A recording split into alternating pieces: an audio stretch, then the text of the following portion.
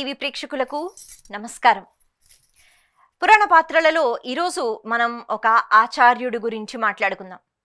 ఆచార్యుడు అన్న వెంటనే కొన్ని పేర్లు మనకి అలా వెంటనే గుర్తుకొస్తాయి. భీష్మాచార్యులు, శంకరాచార్యులు కదా. మరి వీళ్లతో పాటు ద్రోణాచార్యులు. ఈరోజు మనం ఇటు పాండవులకు అటు కౌరవులకు ఆ విలువిద్య నేర్పించి అసలు యుద్ధం జరిగింది. అక్కడ అర్జునుడు తన పాత్ర తాను పోషించాడు. అంటే ఎంత తపస్సు చేసినా, ఎంత ధర్మపాలన చేసినా, ఎన్ని శక్తులు పొందినా విద్య అన్నది రావాలి కదా. అటువంటి విద్యను ఎలా నేర్చుకున్నాడు? ఇంతకీ ద్రోణాచార్యులు వారు అసలు ఎవరు? ఈ కురు వంశానికి ఆయన గురువు ఎలా అయ్యారు? ఆయన కూడా జీవితంలో చాలా కష్టపడ్డాడు. ఒకానొక సమయంలో తినడానికి కూడా ఏమీ లేకపోతే, తన పిల్లాడు చాలా చిన్నవాడు, పిల్లాడికి తాగడానికి పాలు కూడా లేని పరిస్థితిలో తాను ఎలా ఈ హస్తినాపురానికి వచ్చాడు, ఆ కథ ఈరోజు మనం చెప్పుకుందాం.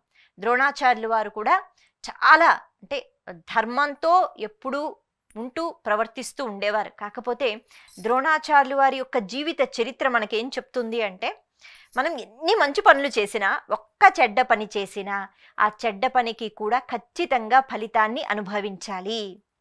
కాలము అన్నది ఒకటి ఉంటుంది. ఆ కాలము ఎవరిని విడిచిపెట్టదు. కాలం లెక్కలు వేసుకుంటూ వెళ్ళిపోతూ ఉంటుంది. నావాడు కదా అని ఎప్పుడూ ఆలోచించదు. ఎందుకంటే కాలానికి నా అన్నవాళ్ళు ఎవ్వరూ ఉండరు, అందరూ సమానమే. ఒక రాక్షసుడు ఉన్నాడు, మంచి పని చేశాడా అంతే, ఒక మంచి అన్నది అందులో వెళ్ళిపోతూ ఉంటుంది. రాక్షసుడు కదా ఎప్పుడు చెడ్డ పనులే చేస్తాడు అన్నట్టుగా కాదు, చెడ్డ పని చేశాడా వేస్తారు, అంటే అక్కడే వేస్తారు. కాలం అటువంటి లెక్కలు వేస్తూ ఉంటుంది. అలాగే పుణ్యాత్ముడు, ధర్మాత్ముడు, మహానుభావుడు చెడ్డ పని చేశాడా చెడ్డ పని కిందే వస్తుంది. అయ్యో ఇంత మంచివాడు కదా, చెడ్డ పని చేశాడు, పర్వాలేదులే విడిచిపెట్టేద్దాం అని కాలం మాత్రం ఎవరిని విడిచిపెట్టదు. కాలంలో ఆ లెక్కలు కాలస్వరూపుడిగా భగవంతుడు వేస్తూ ఉంటాడు. భగవంతుడే కాలం. అందుకే శ్రీకృష్ణ పరమాత్మ భగవద్గీతలో అంటారు, కాలస్వరూపుణ్ణి నేనే అని. ఆయనే అంటే ఏ చిన్న కర్మకైనా, పెద్ద కర్మకైనా, మంచికైనా, చెడుకైనా ఫలితం ఉంటుంది, అనుభవించవలసి ఉంటుంది. అందుకే అలా ఒక వ్యక్తిని చూసిన వెంటనే చాలా మంచివాడు అని చెప్పలేము, చెడ్డవాడు అని కూడా చెప్పలేము. మంచి చెడు రెండు ఉంటుంటాయి. ద్రోణాచార్యులు వారు భరద్వాజ మహర్షి యొక్క కుమారుడు. అయితే ఆ పుట్టుక అన్నది ఆ కథ కొంచెం విచిత్రంగా ఉంటుంది. కాకపోతే ద్రోణ కలశంలోంచి ఉద్భవించాడనమాట. ఆయన స్త్రీ గర్భంలో నివాసం ఉండి కాదు, కాబట్టి ద్రోణ కలశం నుంచి ఉద్భవించాడు. అందుకే ద్రోణుడు అనే పేరు పెట్టారు భరద్వాజ మహాముని. సరే, ఆ తర్వాత ఆయన ప్రయాణము అన్నది ఎలా సాగింది, దీని గురించి మనం చెప్పుకోవాలి. ద్రోణాచార్యుడు కృపాచార్యుని యొక్క చెల్లి అయిన కృపి తనను వివాహం చేసుకుంటాడు. అయితే భరద్వాజ ఆశ్రమంలో, అంటే తండ్రి దగ్గరే ఎన్నో విద్యలు నేర్చుకున్న తర్వాత విలువిద్య అన్నది మాత్రం పరశురాముడి దగ్గర నేర్చుకుంటాడు. చిన్నప్పుడు, తాను ఇంకా చిన్నగా ఉన్నప్పుడు ఆ ఆశ్రమంలోకి ఇంకొక వ్యక్తి కూడా వస్తాడు. ఆ వ్యక్తి ఎవరు అంటే ద్రుపదుడు. ఆయన ఎక్కడి నుంచి వచ్చాడు అంటే కథలో ఇంకొక చిన్న కథ గురించి మనం చెప్పుకోవాలి. పూర్వము దండయాత్రలు అంటూ ఉండేవి కదా. కొంతమంది అన్ని రాజ్యాలను ఒక్కసారిగా ఆక్రమించి ఆ రాజుల్ని చంపేసి నేనే అంతా అనేటట్టుగా ప్రవర్తిస్తూ ఉండేవారు. వృషతుడు అనే ఒక రాజు తాను తన తండ్రి గారు అంటే ఇంకా మహారాజు, ఆయన్ని బంధించారు శత్రువులు కాబట్టి, నన్ను కూడా చంపేస్తారు, అందుకనే అలా చచ్చిపోవడం ఎందుకు, రాజుగా చచ్చిపోవడం కంటే నేను ఒక మనిషిగా ఒక సాధారణమైన జీవితాన్ని నేను గడుపుతానని చెప్పి ఆయన అడవులకి వచ్చి ఒక చిన్న కుటీరం అన్నది ఏర్పాటు చేసుకుని అక్కడ నిత్యం తపస్సు చేసుకుంటూ ధ్యానంలో ఉండిపోయాడు. ఆయన కావలసిన మహారాజు అంటే పాంచాల రాజ్యం అన్నది ఒకటి ఉంది. ఆ పాంచాల రాజ్యానికి ఈయన యువరాజు అనమాట, కాబోయే మహారాజు. కాకపోతే శత్రువులు అలాగా చంపేశారు తండ్రి గారిని కాబట్టి ఇక్కడున్నాడు. ఇది ఈలోపు ఈ శత్రువులు అలా హస్తినాపురానికి కూడా వెళ్ళారట, మళ్ళీ ఆ రాజ్యాన్ని కూడా దోచుకోవడానికి. అక్కడ ఎవరున్నారు? భీష్మాచార్యులు వారు అప్పట్లో ఉన్నారు. ఆయన్ని ఎవరైనా ఓడించగలరా? ఎవరు ఓడించలేరు. కాబట్టి ఆయన మీదకి యుద్ధానికి వెళ్ళిన తర్వాత భీష్ముడు యుద్ధం చేసి గెలిచాడు. గెలిచిన తర్వాత ఈ శత్రువులు అంటే ఈ రాజు ఎవరెవరిని ఇలా అంతం చేశాడు వింటారు కదా. మరి ఇన్ని రాజ్యాలు పాపం అవి ఆ రాజుల్ని చంపేసి ఆ రాజ్యాల్ని తీసుకున్నాడు కదా. అంటే చాలా జాగ్రత్తగా మనం ఆలోచన చేస్తే భీష్మాచార్యులు గెలిచారు కాబట్టి ఇప్పుడు ఈ రాజు సైన్యం అంతా లేకపోతే ఆ ప్రదేశాలు రాజ్యాలు అన్నీ భీష్ముడివే కావాలి. కానీ భీష్ముడు ఎంతో ధర్మపక్షపాతి కదా, ఆయన ఎప్పుడు అధర్మంగా ఆలోచించడు. నేను సంపాదించలేదు కాబట్టి చాలా అన్యాయంగా క్రూరంగా సంపాదించిన ఈ రాజ్యాలు ఎవరివి వాళ్ళకి తిరిగి ఇచ్చేయాలి, బ్రతికి ఉంటే. లేదంటే వాళ్ళ కుమారులకు పట్టాభిషేకం చేసి రాజ్యాలు ఇచ్చేసేట. నేను ఆ రాజుని చంపేశాను కాబట్టి మీరు మీ రాజ్యాలు తీసుకోండి అని. అత్త ధర్మాత్ముడు భీష్ముడు. అయితే ఈ వృషతుడు గురించి తెలుసుకున్నాడు. అతను అడవిలోకి వెళ్ళిపోయాడు అంటే వెతికించండి అని అన్నారు. వెతికారు కష్టపడి. వృషతుడు దొరికాడు. దొరికిన తర్వాత భీష్ముడు పిలిచి, నాయనా నువ్వు అంటే ఇంకా రాజుగా నువ్వు ఇక్కడ ఈ కర్తవ్యం అన్నది నువ్వు నిర్వర్తించు, నీ రాజ్యం నీకు ఇచ్చేస్తున్నాను అని చెప్పి రాజ్యం ఇచ్చేసేట. సరే అని చెప్పి ఇప్పుడు ఈ వృషతుడు ఈ అడవిని విడిచిపెట్టి మళ్ళీ పాంచాల దేశానికి వెళ్ళిపోయి రాజు అయిపోయాడు. ఆ తర్వాత అతనికి ఒక కుమారుడు జన్మించాడు. అతనే ద్రుపదుడు. ఆ కుమారుణ్ణి భరద్వాజ ఆశ్రమంలో పెట్టాడు, గురువుగారు అన్ని నేర్పిస్తారు అని. అలా ద్రుపదుడు, అలాగే అక్కడ ఉన్న ద్రోణాచార్యుడు అంటే ద్రోణుడు, అప్పటికి ఆయన ఆచార్యుడు కాలేదు, వీళ్ళిద్దరూ మిత్రులయ్యారు. కొంతకాలం అయిన తర్వాత ద్రుపదుడికి తెలుసు కదా తాను మళ్ళీ ఎవరవుతారు అంటే తాను మళ్ళీ రాజ్యానికి వెళ్ళి విద్యలు నేర్చుకున్న తర్వాత మహారాజు అవుతాడు. అప్పుడు చిన్నప్పుడే ఈ ద్రోణుడికి చెప్తాట, అంటే చాలా ఇష్టం, మిత్రులుగా ఉండేవారు. ఎప్పుడైనా పెద్దయిన తర్వాత ఖచ్చితంగా నువ్వు నా రాజ్యానికి వస్తే అప్పుడు నాకు అంటూ ఇన్ని రాజ్యములు ఉంటాయి కదా, అందులో నేను సగం నీకు ఇచ్చేస్తాను, లేకపోతే నీకు కొంత ఇచ్చేస్తాను. ఇది నా మాట, నేను ఇస్తున్న మాట. కాబట్టి ఎప్పుడూ ఆలోచించవద్దు. నువ్వు బయటకి వచ్చావు అంటే గనక నువ్వు ఎక్కడో ఉండవద్దు, నా రాజ్యానికి వచ్చే మన ఇద్దరం కలిసి ఉందాం, నీకు నేను కొన్ని రాసిచ్చేస్తాను అన్నట్టు. ఈయన అడగలేదు కానీ ఆయన చెప్పాడు. ద్రోణుడు కూడా అప్పుడు ఏం పట్టించుకోలేదు. సరే పెద్దవాళ్ళు అయిపోయారు, ద్రుపదుడు వెళ్ళిపోయాడు, పాంచాల దేశానికి రాజైపోయాడు కదా అని అప్పుడు కూడా ద్రోణుడు ఎప్పుడు వెళ్ళి నేను అడుగుతాను అని అనుకోలేదు. మాట గుర్తుపెట్టుకున్నాడు అంతే. కొంతకాలం అయిపోయింది, వివాహం అయింది, ఒక పిల్లాడు పుట్టాడు, అశ్వత్థామ. అయితే బ్రాహ్మణుడు, ద్రోణుడు బ్రాహ్మణుడు కాబట్టి యాచించి భిక్ష స్వీకరించటము, దాంతో జీవితం అన్నది గడపటము, ఇంకా వేరే ఉద్యోగము అన్నది లేదు. కాబట్టి చాలా కష్టంగా ఉండేది. ఒకానొక పరిస్థితి ఎలా అంటే పిల్లాడికి తాగడానికి పాలు కూడా ఉండేవి కాదనమాట. వరిపిండి కలిపి ఆ నీళ్ళల్లో తల్లి ఇస్తూ ఉండేదట. అంటే అంత కష్టం చూశాడు.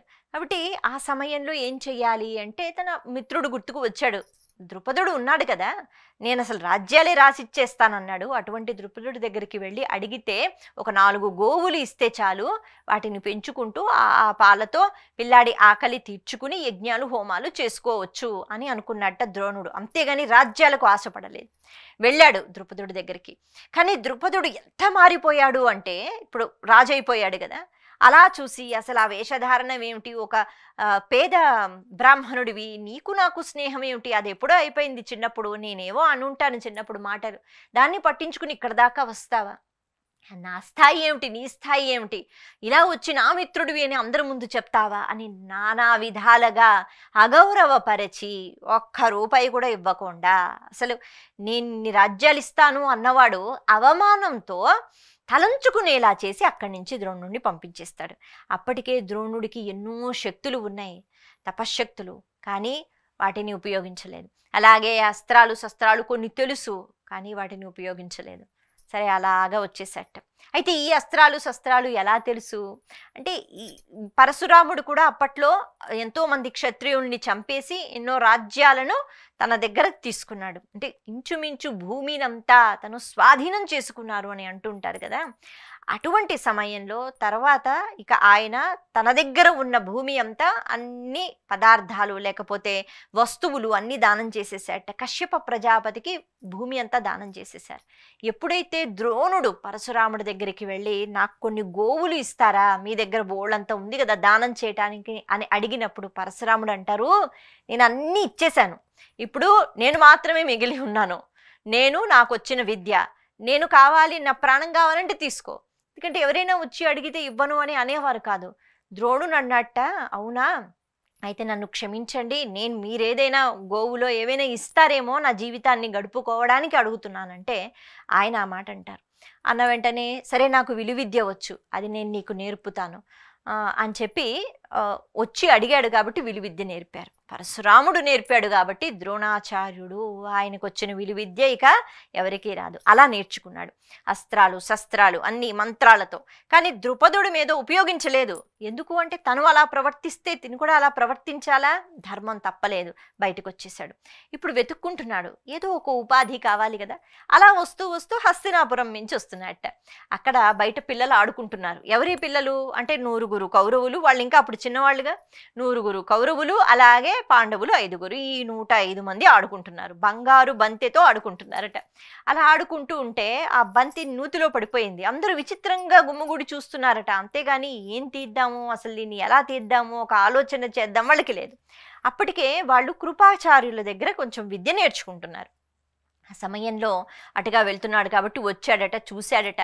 ఏమైంది అంటే మా బంతి పడిపోయింది, మరి ఏం చేస్తున్నారు మీరందరూ అంటే మేము అందరూ అలా చూస్తున్నాం, మరి బంతి ఎలా వస్తుందో. ఒక్కడికి కూడా ఆలోచన లేదు. ఆయన నవ్వుకున్నట్ట. ఇది హస్తినాపురం, ఇక్కడ ఉన్నది భీష్మాచార్యుల వారు, ఇక్కడ ఉన్నది కృపాచార్యుల వారు, ఈ 100 ఈ 5 ఇంతమంది ఉన్నారు, బంతి ఒకటి, దాన్ని తీయటానికి ఇంత ఆలోచన అని చెప్పి గబగబా ధనస్సు బాణాలు అవి తీసాట. ఒక బాణం వేశాడు, ఆ బంతి దగ్గర దాకా వెళ్ళింది. దానికి చివరికి ఇంకొక బాణం, ఇంకొక బాణం, ఇంకొక బాణం, మొత్తానికి ఒక పెద్ద తాడులాగా చేశాడట. గబగబా తాడిని లాగాడు, ఆ బంతిని తీశాడు, ఇదిగో తీసుకోండి అని ఇచ్చేశాడు. వాళ్ళందరూ ఆశ్చర్యపోయారు. అబ్బా, పిల్లలకి ఏదైనా అలా జరిగితే ఆశ్చర్యం కదా. గబగబా ఉండండి, మేము తీసుకుని వెళతాం మా తాతగారి దగ్గరికి అని చెప్పి భీష్ముడి దగ్గరికి వెళ్ళి తీసుకుని వెళ్ళారు. చెప్పారు ఏం జరిగిందో. భీష్మాచార్యులు వారు అప్పటికే ఒక మంచి గురువు, విలువిద్య నేర్పించగలిగిన గురువు గురించి వెతుకుతున్నారు. వెతుకుతుంటే ఆయన ఇన్ని చూసి ఆయన గురించి తెలుసుకుని మురిసిపోయాడు. మీరెవరు అంటే ద్రోణుడు తన గురించి చెప్పుకున్నాడు. ద్రుపదుడు చేసిన అంటే మంచి మర్యాద ఏదైతే చేశాడో దాని గురించి కూడా చెప్పుకున్నారు. మొత్తానికి భీష్ముడు ద్రోణుడి గురించి విని మీరు ఇక్కడ ఆచార్యుడిగా ఉండాలి అని ఒక మంచి స్థానాన్ని ఇచ్చి, పెద్ద భవనం ఇచ్చి, ఐశ్వర్యం ఇచ్చి, అప్పటి నుంచి ఆ కురువంశంలో అందరికీ మీరు విద్య నేర్పించాలని పెట్టారు. అప్పటి నుంచి కూడా అంటే శిష్యులు అనేటప్పటికీ వాళ్ళకి నేను ఎంత విద్య నేర్పగలుగుతాను, వాళ్ళ విద్యలో వాళ్ళు ఎంత ప్రావీణ్యాన్ని సంపాదిస్తున్నారు దాన్ని బట్టి ఉంటూ ఉండేవారు. కానీ వీడికి ఎక్కువ విద్య, వీడికి తక్కువ విద్య అన్నది కాదు.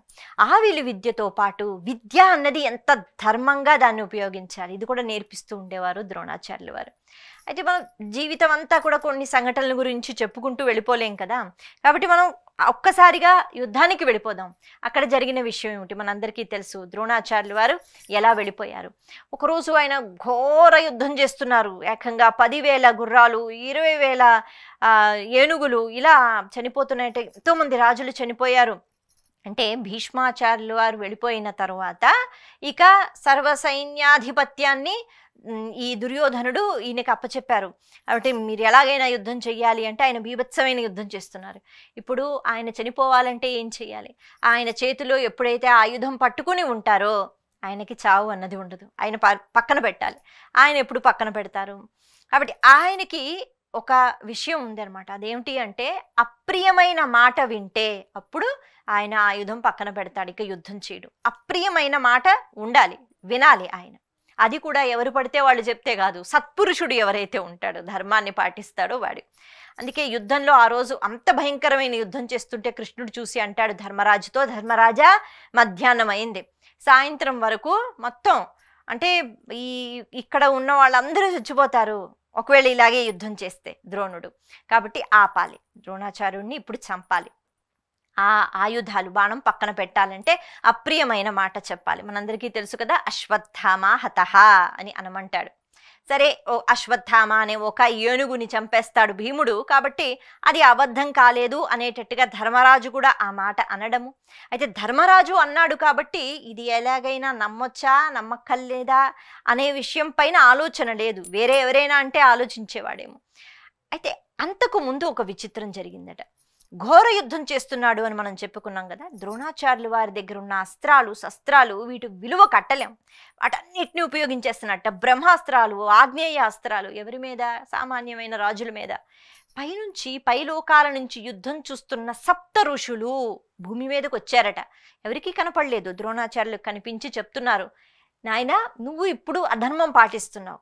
ఎందుకు అంటే నీ దగ్గర ఉన్న బ్రహ్మాస్త్రము, ఆగ్నేయాస్త్రము ఇటువంటివి ఈ అస్త్రాల గురించి తెలియని వాళ్ళ దగ్గర ప్రదర్శించకూడదు. ఇది నీతి కాదు, యుద్ధ నీతి కాదు. అవతల వాళ్ళు ఎలా యుద్ధం చేస్తున్నారో ఆ ఆయుధాలతోనే వాళ్ళకి అది పరిచయం అయితే అలాగే చెయ్యాలి. కానీ సామాన్యమైన రాజులు, వాళ్ళకి అంత విద్య లేదు. అటువంటి ఆ రాజుల దగ్గర బ్రహ్మాస్త్రాలు విడిచిపెడుతున్నావే, ఆగ్నేయాస్త్రాలు విడిచిపెడుతున్నావే, ఇది నీతి కాదు, ఇది యుద్ధ నీతి కాదు. ఒక ఆచార్యుడివై ఉండి ఇటువంటి అద్భుతమైన ఈ అస్త్రాలు శస్త్రాలు నేర్పించు, కానీ ఇలా ఉపయోగించకూడదు. ఎవరి మీద ఉపయోగించకూడదు? వాటి గురించి అసలు అవగాహన లేని, వాటిని తట్టుకోలేని వాళ్ళ మీద కూడా ఉపయోగిస్తున్నావు. ఏనుగులు, గుర్రాలు అన్నీ చనిపోయాయి, ఇది చెయ్యకు, ఇంకా ఆపై, ఇంకా నువ్వు వెళ్ళిపోయే కాలం అయిపోయింది. వాళ్ళు చెప్పేస్తున్నారు భవిష్యత్తు, వెళ్ళిపోయే కాలం అయిపోయింది కాబట్టి ఇవన్నీ పడేసేయ్, ఇంకా యుద్ధం ఆపే, ఏది జరిగినా అయిపోయింది, నీ సమయం, వెళ్ళిపోతావు, అలా చెప్పి మాయమైపోయారు. అయినా యుద్ధం ఆపలేదట ద్రోణాచార్యులు వారు, చేస్తూనే ఉన్నారు. ఎప్పుడైతే శ్రీకృష్ణ పరమాత్మ చెప్తారో ధర్మరాజు కూడా అశ్వత్థామాహతః అని చెప్పిన తర్వాత, అప్రియమైన మాట ఒక సత్పురుషుని యొక్క నోటి వెంట విన్న తర్వాత నిజంగా కొడుకు చనిపోయాడా లేదా ఈ విషయం పక్కన పెడితే తన మనసుకి ఎంతైనా బాధ కలిగింది కొడుకు గురించి ఆ మాట విన్నప్పుడు. కొడుకు అనుకున్నాడు కాబట్టి, ధర్మరాజు చెప్పాడు కాబట్టి. ఆ సమయంలో మళ్ళీ సప్త ఋషులు అన్న మాటలు కూడా గుర్తుకు వచ్చాయి. నీ సమయం అయిపోయింది కాబట్టి ఇక విడిచిపెట్టు, వదిలిపెట్టు అన్న వెంటనే ద్రోణుడు సరే అని చెప్పి, ఇంకా అంటే శరీరంలో తేజస్సు ఏదైతే ఉందో అది క్షీణించిపోయింది ఆ మాట విన్న వెంటనే. ఇక యుద్ధం చేసే శక్తి లేదు. అందుకే వెంటనే అవన్నీ ఆయుధాలు తీసేసి రథం దగ్గరికి వెళ్ళిపోయి చక్కగా పద్మాసనం వేసి కూర్చున్నారట. పద్మాసనం వేసి కూర్చుని, ఆయనకి యోగశక్తి ఉంది కదా, అందుకే అంత చక్కగా ఆయన పూజలు చేస్తూ ఉండేవారు. కాబట్టి యోగశక్తితో ప్రాణములన్నిటినీ కూడా తీసేసి, ప్రాణాన్ని అలాగా అంటే సహస్రార చక్రం అంటారు కదా శరీరంలో, అలాగా చక్రంలోంచి ప్రాణం అలాగా ఈ మధ్య భాగంలోంచి అలా వెళ్ళిపోయిందట పై లోకాలకి. అంటే ఆయన ప్రాణం ఆయనే తీసేసుకున్నారు, వెళ్ళిపోయారు యోగముద్రలో కూర్చుని. ఇంకా వద్దు ఈ యుద్ధాలు, ఇంకా ఏది వద్దు, చిట్ట చివరకు పరమాత్మను స్మరించుకోవాలి అనే స్ఫురణ ఆయనకి వచ్చి చక్కగా కూర్చుని పరమాత్మని స్మరించుకుంటూ పైలోకానికి వెళ్ళిపోయారు. ఆ కాంతి అక్కడ ఉన్న శ్రీకృష్ణ పరమాత్మ, ధర్మరాజు, అర్జునుడు, అలాగే అంటే కృపాచార్యులు, వీళ్ళు మాత్రమే చూశారట. ఇంకా అక్కడ యుద్ధంలో ఎవరికి కనపడదు, ఎందుకంటే అందరూ అటువంటి శక్తితో కూడుకున్న వాళ్ళు కాదు కదా. వాళ్ళందరూ చూశారు, దండం పెట్టుకున్నారట. గురువుగారి యొక్క ప్రాణం ఆయనే, యోగశక్తితో ఆయన వెళ్ళిపోయారు పైకి అని. సరే, దృష్టద్యుమ్నుడితో యుద్ధం జరగాలి, ఆయన ద్వారా ప్రాణాలు పోవాలి అన్న ఒక శాపం ఉంది కాబట్టి, దృష్టద్యుమ్నుడు అందుకే జన్మించాడు కాబట్టి ఆయన వచ్చాడు. ఆ ప్రాణం లేని శరీరం ఏదైతే ఉందో, ఆయనకి తెలియదు కదా ప్రాణం లేదని, ఆ జుట్టు పట్టుకుని ఆ మొండాన్ని కోసేసేట. అలా చేయటం కూడా పాండవులకి నచ్చలేదు. అయ్యో గురువుగారు అంత దారుణంగా చంపుతావా అని బాధపడ్డారట. ఏది ఏమైనా ప్రాణం లేని శరీరాన్ని తీయగలిగాడే గాని అతని ప్రాణం మాత్రం, అంటే ద్రోణాచార్యుని యొక్క ప్రాణం మాత్రం అలా వెళ్ళిపోవలసింది. కారణం ఏమిటి అంటే, పాండవులకి ఎంతైనా ఆచార్యుడు, ఒక ఆచార్యుడిని చంపటము అన్నది వాళ్ళకి ఇష్టం లేదు. ఈ రకంగా ద్రోణాచార్యులు వారు ఇంకా మనకి చెప్తారు, అశ్వత్థామకు కూడా ఎన్నో విద్యలు ఆయన నేర్పించలేదు తన సొంత కొడుక్కి. ఎందుకు అంటే, అర్జునుడు ధర్మాన్ని పాటిస్తూ ఉంటాడు, ఎవరికి ఎంత విలువ ఇవ్వాలో అంతే ఇవ్వాలి, విద్య అన్నది వినయంతో కూడుకుని ఉండాలి, ఇవన్నీ తెలుసు ద్రోణాచార్యుల వారికి. అందుకే అర్జునుడికి ఏ విద్య ఇస్తే అది అర్జునుడు చక్కగా ఉపయోగిస్తాడు, అశ్వత్థామకు ఏవి ఇస్తే ఎలా దుర్వినియోగం చేస్తాడని ఆయనకు తెలుసు. అలా ద్రోణాచార్యుడు అంటే ఎప్పుడు ధర్మాన్నే పాటించారు, చివరికి కూడా భగవంతుని స్మరించుకుంటూ వెళ్ళిపోయారు. అయితే అతనికి ఆగతి ఎందుకు పట్టింది అంటే, మళ్ళీ ద్రౌపది వస్త్రాపహరణంలో మీరు ఏమీ మాట్లాడరా ఆచార్య అంటే, భీష్మాచార్యులు వారు, ద్రోణాచార్యులు వారు న్యాయం చెప్పగలిగిన స్థానంలో కూర్చున్నా మాట్లాడలేదు వాళ్ళు. ఇది అధర్మం, చెయ్యవద్దు అని ఒక్క మాట అనలేదట. కాబట్టి ఎక్కడో అక్కడ చేసిన ఆ దుష్కర్మకు ఫలితం అనుభవించాలిగా. అందుకే వాళ్ళు ఆ పక్షంలో ఉన్నారు, వాళ్ళకి అటువంటి ఫలితము అన్నది వచ్చింది, వాళ్ళు అలా వెళ్ళిపోవలసి వచ్చింది. ఇది భగవంతుని యొక్క నిర్ణయం. కాబట్టి ఎన్ని మంచి పనులు చేసినా, ఒక్క చెడ్డ కర్మ చేసినా ఆ కర్మ మనల్ని ఖచ్చితంగా అంటే మనకి శిక్ష పడేటట్టుగా చేస్తుంది. కాబట్టి ద్రోణాచార్యులు వారైనా, భీష్మాచార్యులు వారైనా కొన్ని తప్పులు చేశారు కాబట్టి ఖచ్చితంగా వాళ్ళకి ఆ రకంగా వాళ్ళు యుద్ధ భూమిలో వెళ్ళిపోవడం జరిగింది. ఇది పరమాత్మ యొక్క నిర్ణయం, ఇది కాలం వేసిన లెక్కల యొక్క నిర్ణయం.